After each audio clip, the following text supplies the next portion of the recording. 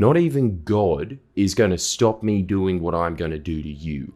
I know where your parents live, and I know you have a dog. I'm going to stab it.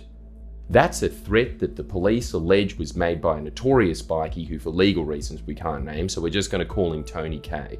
Police allege he made this threat over the phone to plumber Stephen Toy back in March of 2009. What was alleged by police to have happened in the weeks after this threat was made is absolutely, for lack of better words, insane. If you follow the people, the money, and the companies that were all connected to Tony K and this threat, and you follow them for years down the line, what you'll find is a web of disturbing connections to some of the most senior political and senior business figures in Australia. This is a story about the kings of Sydney's property development industry, an attempt to make sense of their coronation. The following information has been gleaned from court documents and police statements Friendly Jordies has viewed, namely from police statements of Stephen Toy, a self-employed plumber from Western Sydney. We'll begin in 2009 when Stephen Toy, then aged 27, alleges he was friends with a man by the name of Andy Nahas. Andy Nahas at the time was a 20-year-old man from Marylands. His family had been in the property development business for quite some time, running Nahas Constructions. Stephen claims that he knows Andy from growing up around the Guildford and Marylands area, and that he also went to school with one of Andy's older brothers, either Joe or Fadi Nahas. Joe, who also goes by the name of Yusuf, was director of Nahas Constructions at the time. We'll get to that company soon. Anyway, the police statements given by Stephen Toy detail this strange story wherein Andy is owed money, around $4,500, by some man who was unidentified in the first statement, but in the second is referred only to as Andrew. The lack of $4,500 forces Andy to borrow $1,000 from a different unnamed man. Stephen, being the good friend he is, realises his mate knows Andrew's older brother, so he approaches that mate to see if he can get him to convince Andrew to give Andy back the $4,500 that Andy lent. You following? Yeah, look, it's an extremely convoluted chain of debts that doesn't really make that much sense. And in all honesty, I don't think it's entirely true, but just keep following. It's worth it. Stephen's mate does approach Andrew, and Andrew pays Stephen's mate the $4,500, presumably under the pretext that that money will go back to Andy. Once the money is paid, Stephen calls his mate, who apparently says that he's just going to keep the money for himself and not give it to Andy to who it is owed. Thus, Stephen, being the good friend that he is, claims that he began to give Andy a couple of $100s here and there to help him out. Here's the statement. I agreed to help Nahas by giving him money when I had spare. Over the next 3 months, I continually gave Nahas in approximately $300 amounts. During this period, Nahas continually told me he had no money and he owed people money. And it wasn't right when the male kept his $4,500 from Andrew. I'm sorry, but when do normal people involve such a large number of intermediaries when chasing a few $1,000s worth of debts? This story is just odd, but here's where it gets odder. Stephen begins receiving phone calls from a man that on his first police statement he refused to identify, figuring that it's the man that Andy Nahas owes $1,000 to. The first call is on the 19th of March. Here's an excerpt from Stephen's first police statement. About a month later, out of the blue, I got a phone call on my work phone. The number display on my phone said private number. I answered, and it was a male. He said, "How you going, Stephen?" I said to the male on the phone, "I'm fine. What is this regarding?" The male on the phone said, "It's about the money you owe Andy Nahas, because Andy owes me money." I said to the male on the phone, "It's between me and Andy. We've already worked it out amongst us." The male on the phone said, "Nup, you have to come and see me, because Andy owes me money and you owe him money, so now he has to pay and you have to pay." I thought this may have been male number 3 who Andy owed $1,000 to.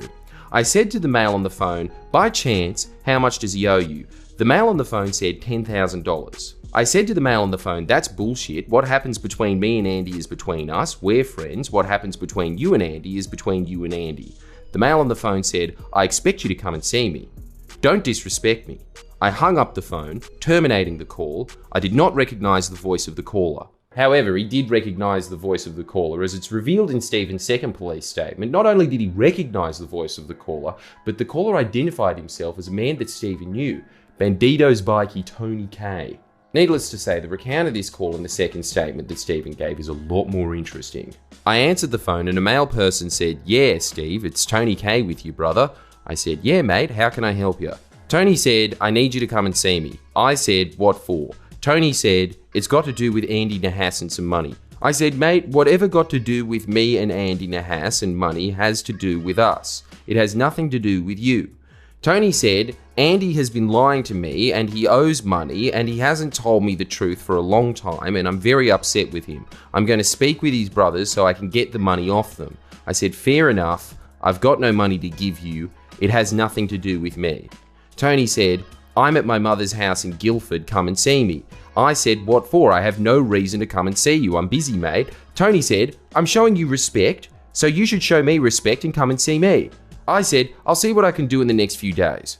In this second statement, Stephen also claims that he'd seen Tony K around the Marylands area, had family connection to him, and also knew him from when he used to work security at the Pink Pepper Lounge in Parramatta, where he'd see him with a man that for legal reasons we'll call Charlie D. The reason as to why Stephen did not identify Tony on his first statement could be somewhat related to the last few lines of his second statement. I truly think that they would hurt or kill me and my family. They already hurt me so badly I thought I was going to die, and this is why I am truly fearful for my life and my family's. Yeah, we'll get back to that later. Back to where we were though, it's then claimed in the days following this phone call, Stephen received numerous calls from a private number, which he didn't answer as he believed them to be from Tony K. This was until around the 23rd of March of 2009 when the police and Stephen alleged that Tony K rang Stephen's personal mobile, a number which Stephen claims only his mother, father, brother-in-law, sister, and a couple of close friends including Andy Nahas possessed. Stephen's second statement reads as follows. I received a phone call on my personal phone. There was a number displayed on the screen, but I did not recognize the number. I answered the call. A male said, it's Tony, what's happening? How come you haven't come to see me? I recognized this voice to be the same voice of the male who called me the first time, identifying himself as Tony K. I said, mate, I don't have time for your shit. Tony said, where are you now? I will come and see you. I said, no mate, nup. Tony said, not even God is going to stop me doing what I'm going to do to you. I know where your parents live, and I know you have a dog. I'm going to stab it. I said, okay, mate, no worries. Are you finished? Tony said in Arabic, I'm going to f*** your God. I said, no worries, mate. I could hear a male voice in the background say, we're going to your parents' house. We'll see you there. I hung up the phone.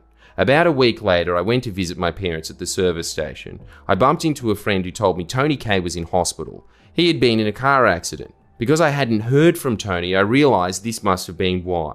Then there's a rather large time gap between this and the next incident in the statement. It doesn't really detail any alarmed conversations Stephen might have had. I guess he could have just been relaxed about some bikey f***ing his God. According to the statements, the next event occurs on Thursday the 15th of April. Stephen goes to work at his friend's house at Rydalmere, and throughout the day he receives numerous calls from Andy Nahas. About 1:30 PM the same day I saw a missed call on my personal mobile telephone from Andy Nahas. I called him back, Nahas answered and asked what time I finished work. I said not sure, probably 3:30, 4 o'clock. Nahas said, okay, what time will you be able to come and see me? I said, I will ring you when I'm free.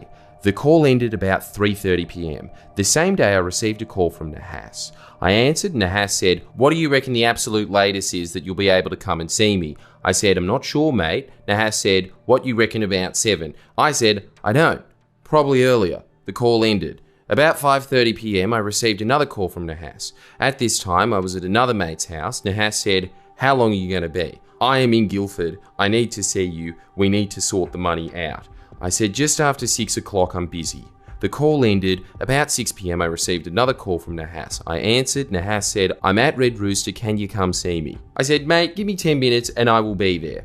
I left my mate's house and I drove to the Red Rooster at Guildford. This is around where the statement takes a violent and dramatic twist. Stephen borrows his mate's van, drives to Red Rooster, and, well, again, there's very little point in doing anything other than reading the second statement.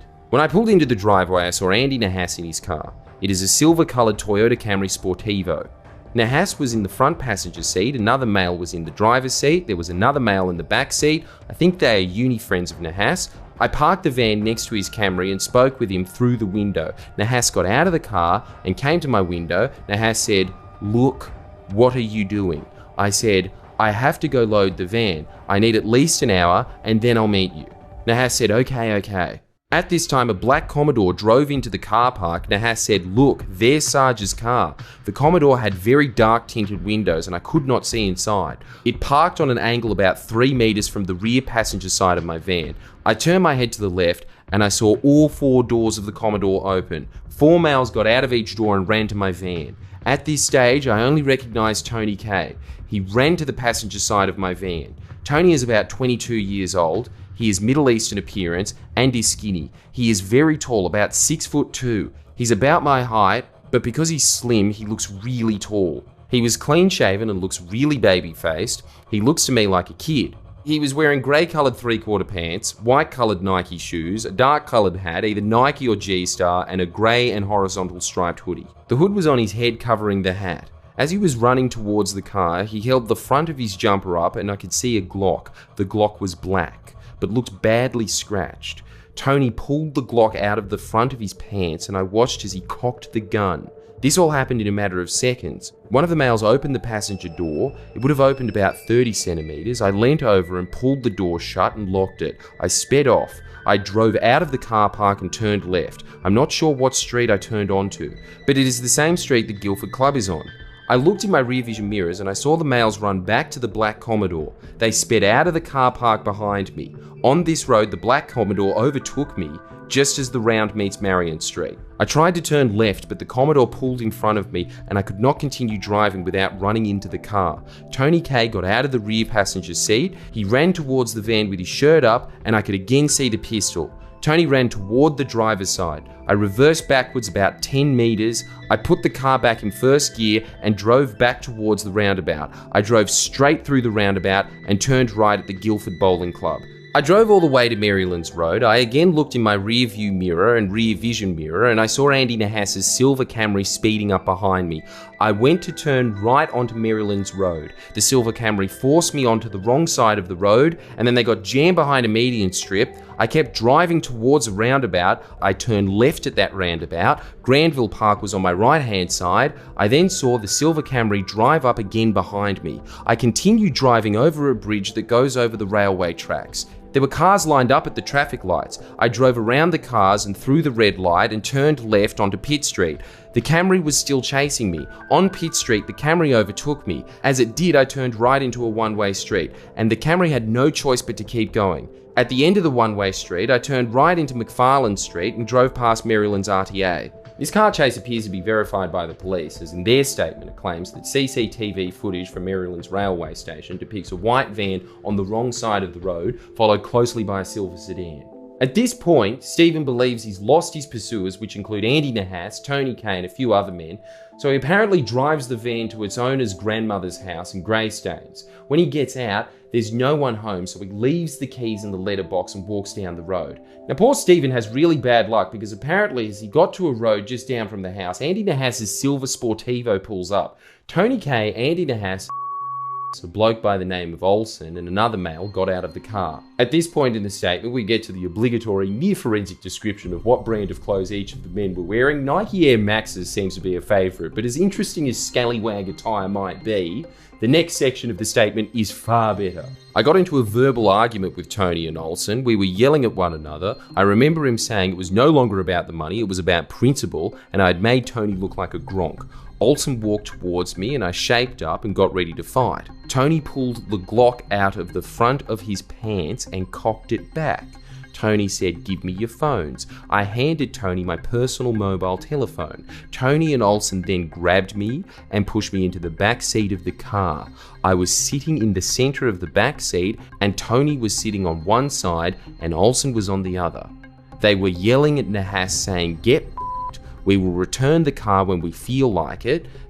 Got into the driver's seat and the other male got into the front passenger seat, drove off, and Nahas was left on the side of the road. One of them put a jumper over my head and forced me to lean down forward. I don't know which one it was. Whilst my head was down, I was repeatedly smashed in the face and head.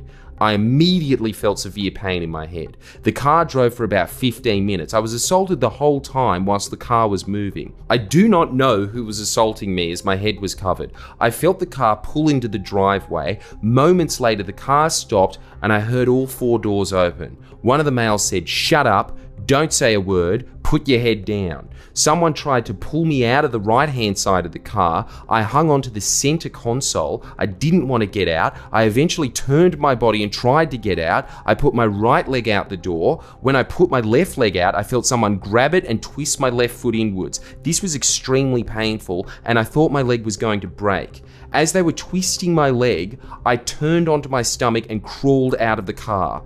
Keep in mind, these are just details from Stephen's second statement. In his first, he details being stabbed in the car, but we'll continue. I ended up lying face down on what I believe was a concrete driveway. The concrete was light grey in colour. It looked like old concrete. One male said, "Get up, get up." I did, and they walked me into the garage. My head was still down and covered. I could only see the ground. Stephen's statement then alleges that he's repeatedly assaulted and then threatened and held against his will in this garage. I could slightly see through a gap. Olsen in front of me, he punched me in the face and I immediately put my hands up in defence. He said, "Put your hands down." I put them down. Olsen swung again and punched in the face. And I put my hands up. I remember he was breathing heavy. I then started to be repeatedly assaulted again by Olsen, only now he was using a 4x2 wooden plank. It was painted a very light grey, blue colour. He was hitting to my face and arms. During this time I saw Charlie D. He was with Tony and Olsen was still in the garage. I know Charlie D through work when I was in security. He had caused a problem at one of the clubs I was working at in 2007. Tony, Charlie and Olsen had a conversation. I heard one of them say, "What are we going to do with him?" I heard Charlie say, "Just cut him up and chuck him in the river." Everyone left me for a short time in the garage alone. Moments later, Olsen came back in and tied my hands and feet with cable ties and then gaffer tapes around the ties. Olsen then punched me in the right eye. I knew I was bleeding because I felt blood run down my face. He then punched me in the left eye and I felt immediate pain. I saw stars. He left me sitting on the ground, now with my hands and feet tied, and the cover was now off my head. I think it just fell off. Olsen turned the light out, walked out of the garage and pulled down the roller door. I heard a padlock lock on the outside. Sometime later, the roller door opened and walked in. He was alone, was carrying a bottle of water, came over to me and helped me have a drink. As my hands were tied, I could not hold the bottle, so he held it to my mouth and tipped water in. I could see the bottle was the Fiji brand and was a rectangular bottle. It was clear and the water inside was ice cold like it was straight out of the fridge. Was carrying a torch or something, so he did not turn the light on. He said, "Are you alright?" I said, "No, I'm f***ed." Left the bottle beside me in the garage and left, closing the roller door again behind him. Sometime later, approximately half an hour, the roller door opened and Olsen and Charlie walked in. They turned the light on. One of them said, "Get up, get up." They helped me to my feet and set me on a chair. The same chair I described in my other statement. They tied my body to the chair. My arms were also tied to the back of the chair around my elbows. My hands were left cable tied and gaffer tapes. However, they cut my feet and re-cable tied them to the legs of the chair. They left the garage, turning off the light and closing the garage door again. My version from here is exactly as I stated in my original statement. However, at some stage, I believe it was the following day, Tony K came into the garage and he was with his cousin. I know of Tony's cousin through working at clubs. Andy Nahas has also mentioned him. I have seen him before, however never spoken with him. Charlie D was with them. They were in the garage with me for about 20 minutes, and during this time Tony K stood on my face and continually told me don't look up. The other two were saying stuff, but I don't remember what they were saying. At one stage I was lying on my side and Tony was standing on my face. Tony said, "Go and get the bolt cutters. We're going to cut your toes off and send them to your mum." I screamed, "No, no, no, no," and I started kicking and moving. Tony K said, "Okay, we won't do that. We will cut your finger off and send it to your mum. You won't bleed though, because we will burn the metal and hold it where we cut your finger off and it will stop the bleeding." Tony K then said, "Look up." I could see he was holding a piece of sponge. It was like greeny colour and it looked like an underlay. He said, "Put this in your mouth so you don't scream when we cut your finger off." I could see Tony K was holding a pair of garden shears and had them open around my left thumb. I thought he was going to cut my left thumb off. He just stopped and let me go. Tony K then said, "You have two options. You can either let me shoot you in both of your knees and we will drop you off at the hospital and let you go, or you can think of who is going to come up with $50,000 for us." I said, "I don't know who's going to have that kind of money, mate, and I don't have my phone and can't go through it." Tony K said, "Well, think of someone and I'll leave you here for a few hours. You are a waste of time and having you here is a risk because people will start to know." Stephen's first statement then details multiple phone calls between him and his mother in a desperate attempt to raise the 50k. Seemingly after these fail, one of these men gets spooked and releases Stephen, but only after he spent a night locked up in the garage. In his first statement, Stephen, like he did with Tony, refuses to identify this man, but his second statement reads as follows. Was the person who took me home. There was no one else there that day. The reason I did not tell the police this part of my version when I first made my statement was because I'm extremely scared of these people. During the time they held me, they repeatedly told me that if I told police or anyone went to the police, that I'd be dead. No one would ever find me, and they would do the same to my family. What they did to me, they had people on standby to do it. From this experience, I believed this to be true. I truly think that they would hurt or kill me and my family. They already hurt me so badly I thought I was going to die, and this is why I am truly fearful for my life and my family's. I am so scared that they will do more bad. They know where my family live. Since the incident, I have been in hiding because I'm scared they will come and kill me. After being released by Stephen goes to his parents' house, then immediately to hospital where he's treated for broken left eye socket, head trauma, severe bruising to face and eyes, stab wound to the left side of his chest, cut to his right eyebrow, severe bruising to both his arms, constant headache, chipped front lower teeth, severe swelling to face, eyes, neck and arms. But the ordeal apparently isn't over for Stephen, as police allege that whilst he was being treated in hospital, a group of men came looking for him. The police statement reads as follows. While Stephen Toy was at Westmead Hospital, Mustafa Jawad, Tony K and another male separately entered the emergency reception area of Westmead Hospital. CCTV footage obtained from the hospital depicts Jawad, Tony and in the foyer of the emergency ward. At one point, all three meet up and sit in a group on provided chairs. At various points, is seen to approach the reception desk. On one occasion, Tony is present at the reception desk with him. CCTV depicts Jawad gaining access to the ward while Stephen's mother was in the ward waiting for the complainant, who had been taken for a CT scan. She indicates that a male matching the description of Jawad walked down the aisle and seemed to be looking into each separate bed area. He looked like he was trying to find someone. She heard him speak to a nurse and say, "That guy that has been bored in and was bashed in the last 2 days, can you tell me what his first name is?" She reports that the nurse said surname and the response was no first name. The nurse said, "You'll have to go to the front desk." Stephen's mother reports that the nurse told her that there had been an inquiry about her son. Stephen's mother asked her to find out their name and who they claimed to be. She indicated that a short time later, one of the administration spoke to her and indicated that there had been a man saying his name was and he was Stephen's brother-in-law. The complainant was made anonymous for hospital purposes. Stephen then makes the two statements to the police, one on the 18th of April and the other on the 24th. The second one I just read the bulk of.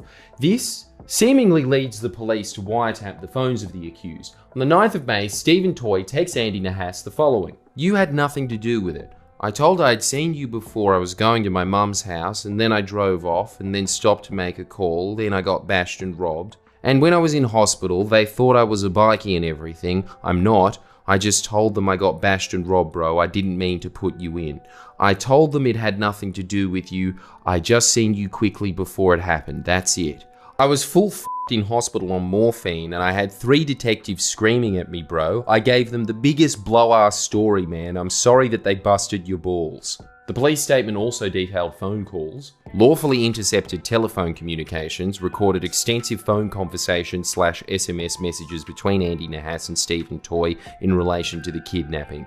Further conversations / SMS contact was then had between Andy Nahas and Tony K. On one occasion, 9th of May 2009, during an exchange of a number of SMS messages between Andy Nahas and Stephen Toy about the offence, Stephen Toy indicated that he is interstate.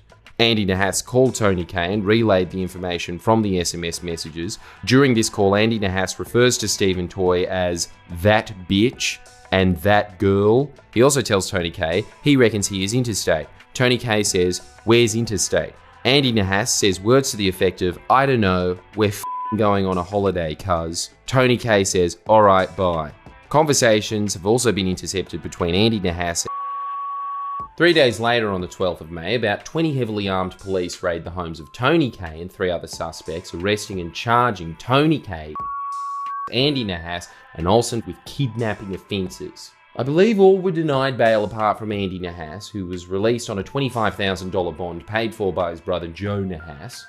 Along with the bond, Andy's bail conditions included report daily to police at Marylands, surrender passport to register at Liverpool local court, do not apply for any travel docs or approach any points of departure from Australia, not approach or contact any co-offenders, victim or witnesses or cause anyone else to, and a non-association order with any members of the Bandidos Motorcycle Club.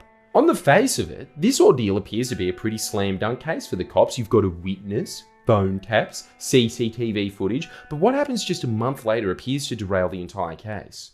On the 15th of June 2009, the police receive a letter from Stephen Toy's lawyer advising them that Stephen no longer wished to be a witness.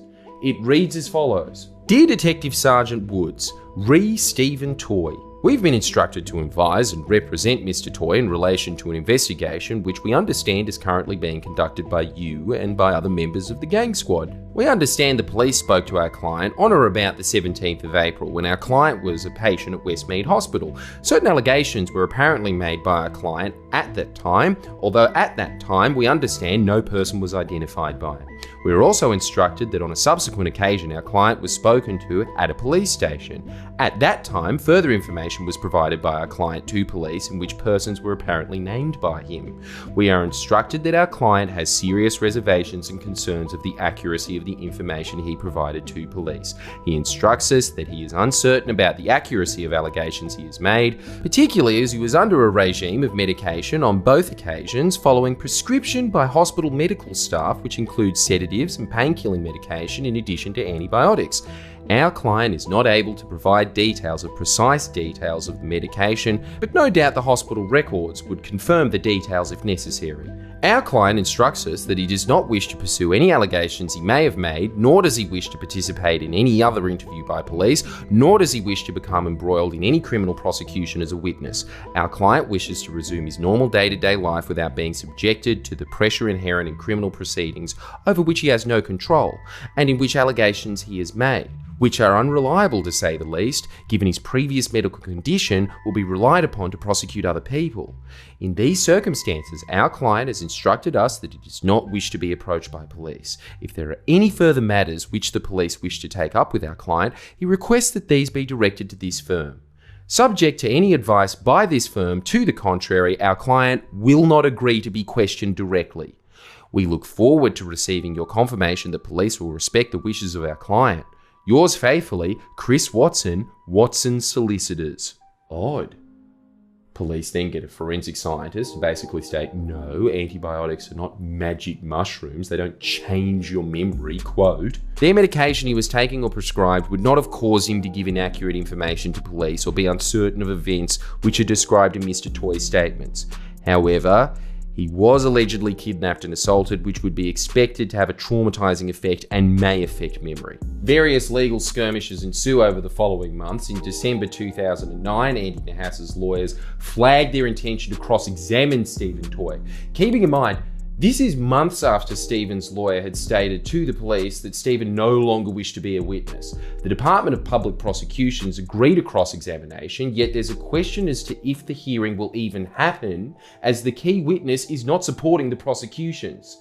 Then there are very little documents we've managed to view really until August and September of 2010. The most interesting one being this one dated the 6th of September 2010, where a police officer from the gang squad makes the following statement. Between the 2nd of August and 6th of September 2010, I made numerous attempts to locate Stephen Toy, including attending his last known premises. Every time I attended these premises, no persons were home. On the 6th of August 2010, I attended the last known address for Toy's solicitor. No persons were at this address. I then contacted the mobile telephone number for this service. No person answered. And there was no message service for a message to be left. I then got in contact with Decran Yakinian, Toy's last known solicitor, who stated to police that he had not spoken with Toy in some months and no longer had his contact details. Yakinian was going to try and get his details from a friend of Toy who still was in contact with Yakinian.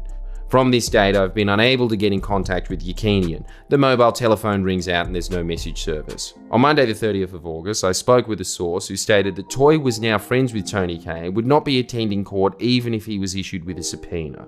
The source stated that Toy would rather be charged and sent to jail himself before attending to give evidence as a witness. Inquiries relating to the medical records and tax records have both been made and neither assisted in locating Stephen Toy. He disappeared. Police couldn't find Stephen. Fun fact, Toy's last known solicitor, Decran Yakinian, the one that police also couldn't contact, he had a professional misconduct finding held against him in 2019 for various reasons, including misleading a court. And the same day this statement is made by the police, the charges against Andy Nahas are dismissed. I believe it's the same for his co-accused. But it gets better for Andy and co, as not only are the charges dropped, the Department of Public Prosecutions pays for their legal costs. Andy gets over $30,000. Oh, but Andy was lucky already because according to documents viewed by Friendly Jordies, Nahas Constructions, the firm run by his family, was already paying his legal costs. That might explain why they were using Doyle's construction lawyers in a serious criminal matter. What a story as it is. An alleged violent kidnapping, police raids, phone taps, a witness seemingly disappearing. It's like the end of season 1 of The Wire. But to get to the real heart of this story, you have to see what the accused got up to in the 12 years following this ordeal. Tony K, up until recently, ran a construction business creatively titled K Constructions. He remained squarely in the eye line of cops in the years after the kidnapping charges, chiefly for an unsolved 2009 murder, an alleged murder that took place just months before the alleged kidnapping. No wonder Stephen was scared. For over a decade, this murder has gone unsolved and no perpetrator was arrested. Earlier this year, Tony K was charged with the murder, but who and what are the political connections to the people involved in this ordeal? Well, Andy Nahas also stayed in the construction industry, eventually becoming the secretary of a large property development group, Coronation Property, in 2016. Any guesses who Coronation Property hired as their executive director earlier this year? Yeah, it's John Barilaro. Again. Yes, bruz. Announcing that he was working for Coronation, the company that Andy Nahas, the guy police unsuccessfully alleged was a kidnapper, worked for as well, Barilaro grandly proclaimed, "It's rare in life to come across an opportunity where the vision excites you and the passion of the individuals behind the name is so infectious that it captures you. Let me introduce to you #Coronation Property. My next chapter begins." He just has an eloquent way with words. But what a short chapter that was.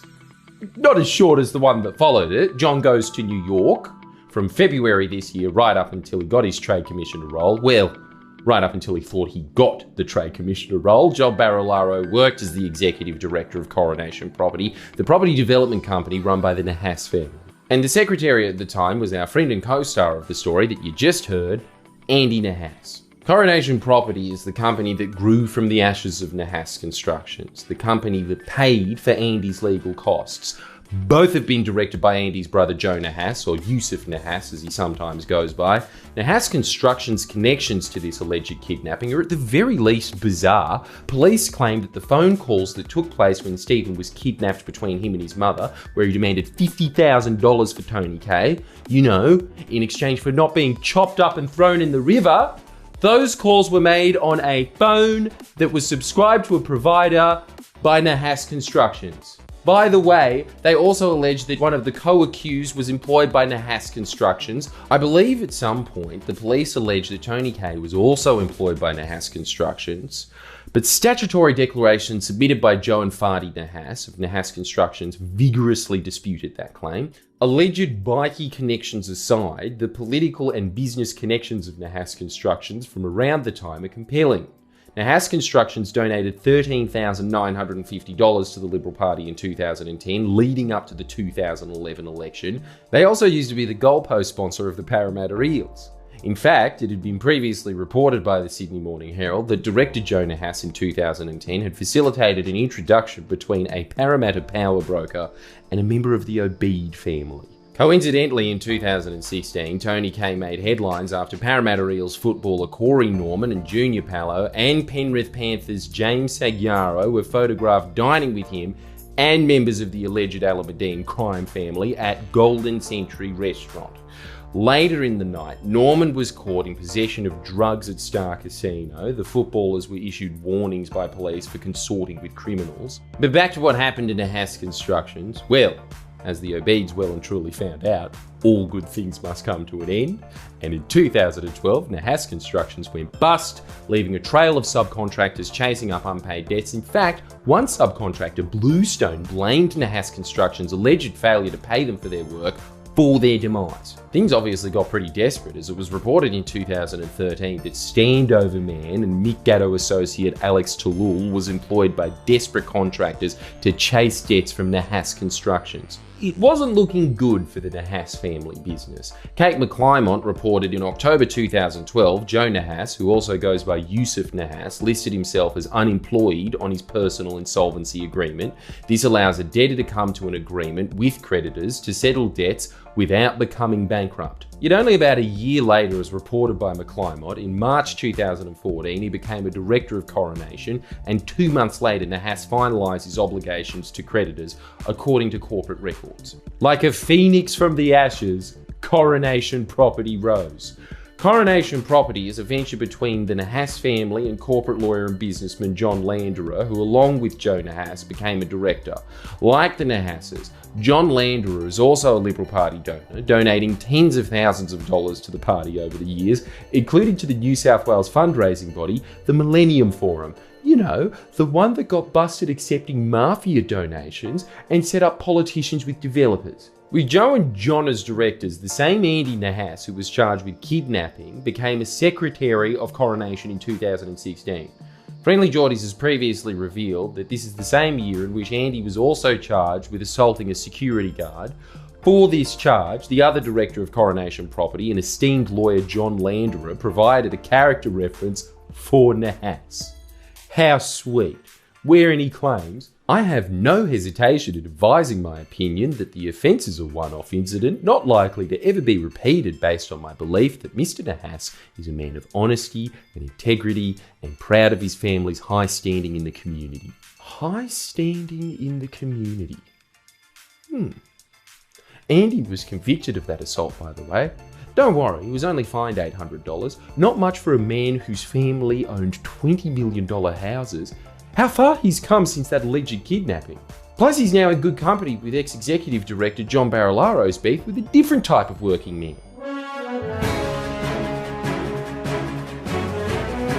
Coronation really do seem to be his people. I'm saying it now, he shouldn't have quit. They too understand the troubles of dealing with impertinent media. Take a look at these media clips from a few years back. Some of Sydney's biggest developments, millions of dollars, an allegedly stolen Lamborghini, an attempted home invasion and assault.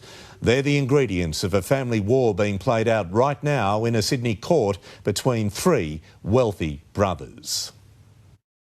The Nahas family is behind some of our biggest developments, from the paper mill in Liverpool to a luxury tower in Parramatta, not to mention lavish weddings like this. Shutting down the City West link in the months before Salim Mahaja's nuptials made headlines. But the cracks started to appear earlier this year in the form of a family feud over millions of dollars. Fadi Nahas on one side claiming the dispute sparked this: CCTV of two unidentified men trying to kick down his front and back doors as his wife and child cowered inside. The cause of the incident, however, remains unknown. Once we're warriors, three of us, we're great at what we've done, and just fallen apart, deteriorated over money. Fadi, who claims he wasn't paid his cut of the Coronation property company, was accused in court of intimidating the managing director, his brother Joseph, telling him, "You are going to pay me my money and it's going to be nothing under $5 million. The court heard he also punched his brother in the face and took his Lamborghini and Range Rover. Fadi doesn't deny those allegations, but says the luxury cars were in lieu of the money he was owed. My client thought he was entitled to a payout and he hadn't got that, so that will be part of his defence. The feud far from over. The hearing will resume later this year. Kelly Fedor, 9 News. Together, they built some of Western Sydney's biggest luxury developments. But tonight, the Nahas family is torn apart. A dispute between brothers landing one in court on criminal charges. It's a decision which brought Fadi Nahas relief, but not much more. Very disappointed it came to this. I don't see it as a win for anyone. If anything, it's been a humiliation. Allegations he intimidated his elder brother and stole luxury vehicles withdrawn after Joseph Nahas decided he did not want to give evidence. The elder Nahas is the managing director of the Coronation Group, behind developments which include the paper mill in Liverpool and a luxury tower in Parramatta. It's that company which Fadi Nahas says they fell out over, admitting he took things too far in March when he confronted Joseph Nahas, saying, "You don't want to meet up, you dog," before he slapped and punched him. The magistrate accepted the assault came during the ongoing dispute between the brothers. She said this was out of character for a man who did not have a violent record. And so she handed Nahas a $1,500 fine. Families and money are always a problem. Most people would agree with that, but being able to resolve it is a great outcome. And Fadi Nahas says he'll still pursue the money he claims he's owed. So in due course, they will be resolved. Family trouble. Barilaro sure can empathise. These videos appear to be completely scrubbed from the net and were only available from databases, despite only being a few years old. I can't really offer much more information on them, but I wonder who sent those mysterious men to Fadi Nahas's house. Anyway, remember how Tony K, Andy Nahas's co-accused, was caught hanging out with people who police alleged members of the Alameddine crime family? Well, Friendly Jordies has something exclusive and cool to reveal. Here's a picture of the ex-Deputy Premier's ex-business partner and I guess ex-boss, considering the Nahas family runs Coronation, ex-accused kidnapper Andy Nahas hanging out with the Alameddines. There's Andy, all 5 feet of him. See that guy? That's Masood Zakaria, an alleged Alameddine heavyweight and now on the run as one of the most wanted men in Australia, wanted over his alleged involvement in a failed attempt to kill Ibrahim Hamzy. A company he directs, Zac Services, is also a shareholder in labour hire business Alpha Omega Enterprises. We asked if Coronation or MM Builders have done any business with Alpha Omega Enterprises. They didn't answer directly. This guy over here, that's Joseph Vokai, alleged leader of the KVT Islander gang that is aligned with the Alameddines. He's currently imprisoned, refused bail over the same failed plot to kill Ibrahim Hamzy. And him? That's John Baysari, another Alameddine associate. Earlier this year, he handed himself into police after being wanted alongside Masood and Joseph. He was charged with 9 offences, which included the usual drug possession and supply, dealing with proceeds of crime and participating in a criminal group. It's just insane. In just December last year, all 3 of these men were wanted by the cops, and here they are posing for pictures with the Deputy Premier's business partner. And this guy? That's Ali Yunus, the cousin of the alleged head of the snake, Rafat Alameddine. You might know him better as a huncho. Stab you in your blood vessel, these cars ain't rentals, these bras ain't special. This money high level, we gon' put you in your kennel, nah bitch, no wrestle, all my homies coming several. Wrap you up like a pretzel. What the hell is that? If this picture wasn't good enough, here are some close-ups of a huncho with our guy, Andy Nahas. Coronation property has some associations with really questionable characters. And the Alameddines too. We think this Trade Commissioner scandal is outrageous, but these are the people that the ex-Deputy Premier of New South Wales went to work for immediately after leaving office, and the Parliamentary Ethics Advisor approved. nobody batted an eye. Apparently the second highest office holder in the state, parachuting from that job to become a property developer, is just fine in New South Wales. It's already been reported that John Barilaro made representations to the Building Commissioner on behalf of Coronation Property. So watch this space. We put questions to John Landerer, Andy Nahas, Joe Nahas and John Barilaro. Their responses are here. This is just the beginning of an ongoing investigation into Coronation Property. We have more to come, especially pertaining to their dealings with contractors.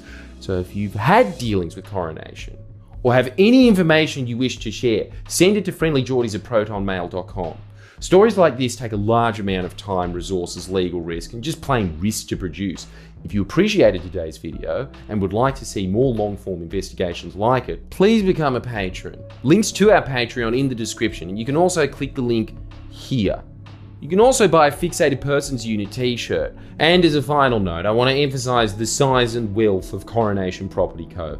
This video was the story, or lack thereof more accurately, about the people that ran a bus construction company rising from the ground to be crowned one of Sydney's largest developer families, Coronation Property Co.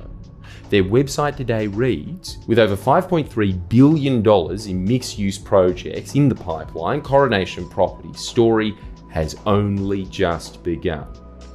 And you know something? I think they're right.